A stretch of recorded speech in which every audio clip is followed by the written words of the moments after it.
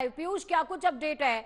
Shankaracharya versus Yogi Adityanath, ये बहुत तेजी से बढ़ता जा रहा है और इस बीच जिस तरीके से अखिलेश यादव ने मोर्चा संभाल लिया, इसको किस तरीके से देखा जाए?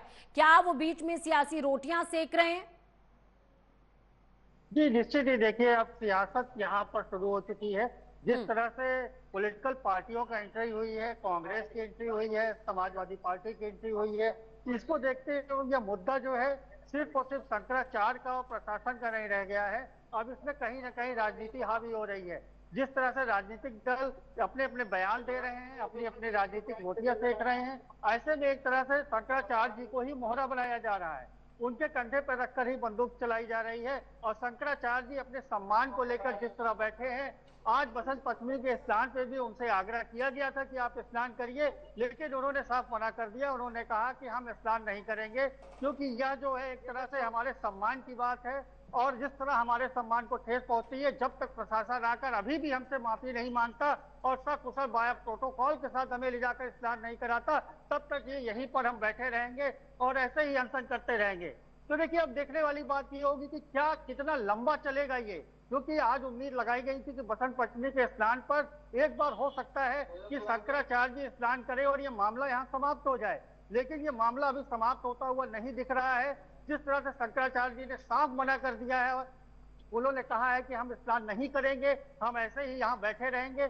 ऐसे में अब जिस तरह से राजनीतिक दलों की एंट्री हो गई है, लगता है कि ये मामला और लंबा खिंचने वाला है और लंबा जाएगा। इसको लेकर जिस तरह से बड़े बड़े नेताओं के भी बयान आने लेकिन लगे हैं, लेकिन पीयूष इसको देखिए, लेकर लगता इस पूरे मामले के बीच में अगर हम मेला प्राधिकरण की बात कर लें, पीयूष, मेला प्राधिकरण ने स्पष्ट कह दिया था कि पहले तो आप शंकराचार्य, हम आप क्यों लिख रहे हैं अपने नाम के आगे वो बता दीजिए, फिर जमीन क्यों आवंटित की जाए ये बता दीजिए, क्यों ना हम हमेशा के लिए आपको माघ मेले से बैन कर दें ये हमें बता दीजिए। और सभी के जवाब शंकराचार्य जी की टीम की तरफ से दिए गए हैं, लगातार दिए गए हैं।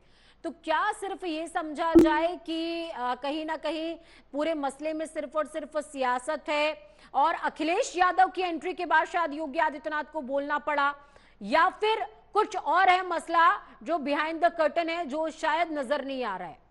कैसे देखते हैं इसको पीयूष? जी निश्चित ही देखिए, बिहाइंड द कर्टन जरूर कुछ लंबा चल रहा है, क्योंकि जिस तरह से आने वाले समय में अभी 2 साल के बाद चुनाव होना है, उसको लेकर एक तरह से नई समीकरण बनाया जा रहा है। जिस तरह से हिंदूवादी एक नेता की छवि थी योगी आदित्यनाथ की, उसको लेकर जिस तरह से उनकी सरकार चल रही थी हिंदूवादियों को लेकर, उसको लेकर कहीं ना कहीं आप कह सकते हैं कि ठेस पहुंचाने का प्रयास है। क्योंकि जिस तरह से उनको बोला गया है, जिस तरह से शंकराचार्य जी कह रहे हैं कि ये हिंदुओं को सनातन के रक्षक नहीं है, क्योंकि ये उन्हीं के ऊपर एक तरह से आक्रमण करवा रहे हैं, तो कहीं ना कहीं राजनीति हाथ हो रही है। पर्दे के पीछे कुछ खेल बड़ा जरूर चल रहा है।